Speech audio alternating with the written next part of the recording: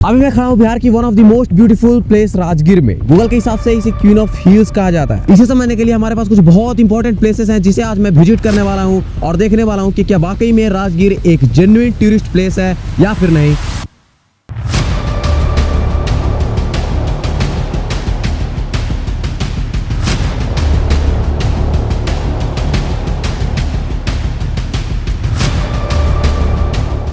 यहाँ की सारी इंपॉर्टेंट जगहों में से सबसे इंपॉर्टेंट जगह है भाई गृद्धकूट भवन, जिसके अंदर है विश्व शांति स्तूप। विश्व शांति स्तूप तक पहुंचने के लिए हम लोगों को यूज करना पड़ेगा द रोपवे, जो कि यहाँ का सबसे फेमस ट्रांसपोर्टेशन सिस्टम है। लेकिन सबसे बुरी बात यह है कि आज रोपवे बंद है और उसके कारण हम लोगों को विश्व शांति स्तूप तक पहुंचने के लिए पहाड़ के रास्ते ऊपर तक चढ़ना होगा, तब जाके वहाँ पे हम लोग विजिट कर पाएंगे the one and only the most famous place of Rajgir, विश्व शांति स्तूप। तो गृद्धकूट भवन के अंदर से हम लोगों को जाना पड़ेगा पहाड़ के ऊपर, जैसा कि तुम लोग देख सकते हो ऊपर पहाड़ को, और वहां से हम लोगों को ऊपर की तरफ चढ़ना पड़ेगा।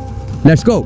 अभी हम लोगों को इसके अंदर जाना होगा और इसके अंदर से हम लोगों को मिलेगा ऊपर जाने का रास्ता, और उस रास्ते को पकड़कर हम लोगों को सीधे ऊपर जाना है। अभी हम लोग आधे ऊपर आए हैं और आधा अभी ऊपर और चढ़ना है भाई। मुझे नहीं पता कितना दूर है, यहाँ पे बस घूम रहे हैं हम लोग, एक ही जगह पे घूम रहे सही।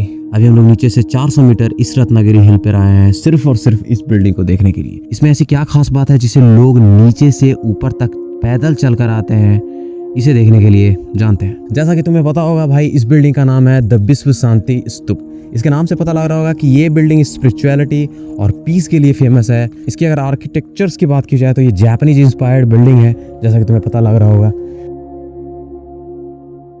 इस बिल्डिंग को इतना ऊपर बनाने के पीछे कारण है भाई इसकी स्टनिंग विजुअल्स। जैसा कि तुम्हें पता होगा, अगर कोई बिल्डिंग बहुत ही टॉप हिल पे है तो उसकी विजुअल्स जो है काफ़ी निखर के आती है ऊंचाई के कारण। तो इस चीज़ को नज़र में रखते हुए इस बिल्डिंग को बनाया गया है। जैसा कि तुम्हें पता होगा, ये बिल्डिंग बुद्धिस्ट के जन्म से लेकर मृत्यु तक की पूरी कहानी को दर्शाती है। तो इसके बारे में मैं थोड़ा और बात करूंगा। जब तुम इस बिल्डिंग के चारों तरफ घूमोगे तो इसके टॉप पे तुम्हें बुद्धा की 4 गोल्डन स्टैचूज देखने को मिलेंगी, जो कि रिप्रेजेंट करती है बर्थ, एनलाइटमेंट, प्रीचिंग और डेथ को। जैसा कि तुम्हें बताया कि ये कहानी दर्शाती है बुद्धिज्म के जन्म से लेकर मृत्यु तक की पूरी कहानी। तो ये स्टैचू जो है उसी का एक जीता जागता प्रूफ है। इस स्टैचू तक पहुंचने के लिए तुम्हारे पास 2 ऑप्शन होते हैं, या तो तुम रोपवे यूज कर सकते हो या फिर पैदल आ सकते हो। आज रोपवे बंद था तो हम लोगों को पैदल आना पड़ा और इसके चक्कर में हमारा बहुत ज्यादा टाइम वेस्ट हो गया। ये बिल्डिंग सिचुएटेड है रत्नागिरी हिल पे, जिसे गिद्धचोटी भी कहा जाता है। ये एक ऐसी साइट है जहाँ पे बुद्ध अपनी बहुत सारी सेरेमनीज अटेंड किया करते थे। यहाँ पे तुम्हें टोटल 2 बिल्डिंग्स देखने को मिल जाएगी। पहली तो ये स्तूप हो गई, और दूसरी एक म्यूजियम भी है जहाँ पे फोन या कैमरा अलाउड नहीं है, तो मैं तुम्हें दिखा नहीं सकता। तो अगर तुम लोग आओगे तो एक बार विजिट कर लेना। अब हमारी नेक्स्ट विजिट है जरासंध का अखाड़ा। ये सबसे ज्यादा पॉपुलर यहाँ पे इसलिए है क्योंकि ये मल्लयुद्ध से रिलेटेड यहाँ पे एक बैटल फील्ड माना जाता है, जिसपे मल्लयुद्ध हुआ था जरासंध और पांडव पुत्र भीम के द्वारा। इसकी जितनी भी प्रिंट्स है उसको हम लोग एक तरीके से प्रूफ कह सकते हैं कि एक्चुअली ये बैटल था वो रियल था या फिर फेक था। तो यहाँ पे प्रूफ जो है इसी को दर्शाता है कि ये बैटल जो भीम और जरासंध के बीच में हुआ था वो रियल था।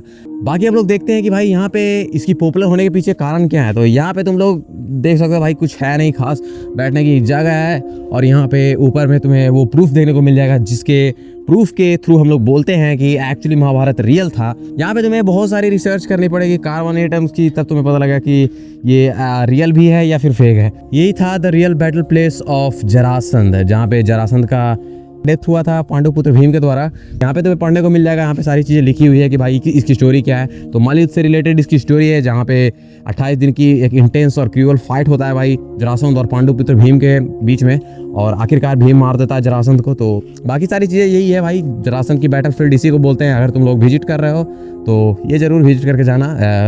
इसे हम लोग एक प्रूफ कर सकते हैं कि ये एक्चुअली महाभारत रियल था या फिर फेक था। तो यहाँ पे तुम लोग आ सकते हो, देख सकते हो। इस जगह को विजिट करने के लिए तुम्हें रोड साइड से एक साइड कट लेना होगा, जहाँ पे तुम्हें सोन भंडार मिलेगा, और सोन भंडार के जस्ट 1 किलोमीटर बाद ये तुम्हें प्लेस देखने को मिल जाएगा। तो अगर तुम लोग विजिट कर रहे हो तो पहले सोन भंडार विजिट कर लेना और उसके बाद फिर ये। अब हम लोग आ चुके हैं एक और नई लेजेंडरी जगह पे, जो सिर्फ कहानी नहीं प्रूफ देती है, जिसे सोन भंडार या the place of golden treasure भी कहा जाता है। कहा जाता है कि अजातशत्रु ने अपने पिता बिंबिसार को यहाँ पे कैद करके रखा था राज्य और संपत्ति के लोभ में, लेकिन उससे बचाने के लिए उसकी माँ ने उस संपत्ति को इस दीवार के पीछे एक जादुई पासवर्ड से छिपा दिया है। अब क्योंकि इस कहानी की इतनी सारी प्रूफ्स हैं तो मानना मजबूरी बन जाती है। पर उससे भी शॉकिंग बात यह है कि ब्रिटिश ऑफिसर भी इस बात पे बिलीव करते थे, और उस ट्रेजर को निकालने के लिए उन्होंने दीवारों पे गोलाबारी करना स्टार्ट कर दिया, लेकिन उसके बावजूद वो नाकाम रहे। और इसकी प्रूफ तुम साफ साफ दीवारों पे देख सकते हो। अब अगर स्टोरी से हट के थोड़ी एडवेंचर की बात की जाए तो वहां पे तुम्हें सबसे बेस्ट प्लेस देखने को मिलेगा द नेचर सफारी, जहां पे तुम्हें glass bridge, zip line, suspension bridge और एक वाइल्ड इको सिस्टम देखने को मिल जाता है। क्योंकि ये सारी चीजें अलग अलग सेक्टर्स में बांट दी गई है तो तुम्हें अलग अलग जगहों के लिए अलग अलग टिकट्स भी लेनी पड़ेगी। जहाँ पे तुम्हें ग्लास ब्रिज के लिए अलग से टिकट लेनी पड़ेगी, जिपलाइन के लिए अलग से टिकट लेनी पड़ेगी और सस्पेंशन ब्रिज के लिए अलग से टिकट लेनी पड़ेगी। लेकिन उन सब में सबसे ज्यादा इंटरेस्टिंग अगर कोई मुझे चीज लगी तो वो लगी the wild Asian ecosystem. अब अगर इस इको सिस्टम की बात की जाए तो यहाँ पे तुम्हें 13 से 14 एशियन स्पीसीज मिल जाएंगी जानवरों को देखने के लिए। और सबसे अच्छी बात यह है कि अगर थोड़े से पैसे तुम और खर्च करोगे तो वहाँ पे तुम्हें विजिट करने के लिए एक ट्रांसपोर्टेशन सुविधा भी दिया जाएगा, जिसके अंदर बैठकर तुम पूरे जगह को आराम से विजिट कर सकते हो। इन जगहों के अलावा भी कुछ ऐसे जगह हैं जो कि यहाँ काफ़ी ज़्यादा पॉपुलर हैं, जहाँ पे मैं विजिट किया हूँ, जैसे कि ये जापानीज टेम्पल और ये टेम्पल जिसमें वो कुंड है, जहाँ पे माना जाता है कि वो कुंड में हमेशा पानी गर्म आती है। इसके पीछे की साइंटिफिक रीजन तो मुझे नहीं पता, पर मुझे इतना पता है कि सालों यहाँ पानी गर्म आती है। तो अगर तुम यहाँ पे विजिट कर रहे हो तो तुम इन सारी प्लेसेस को भी देख लेना।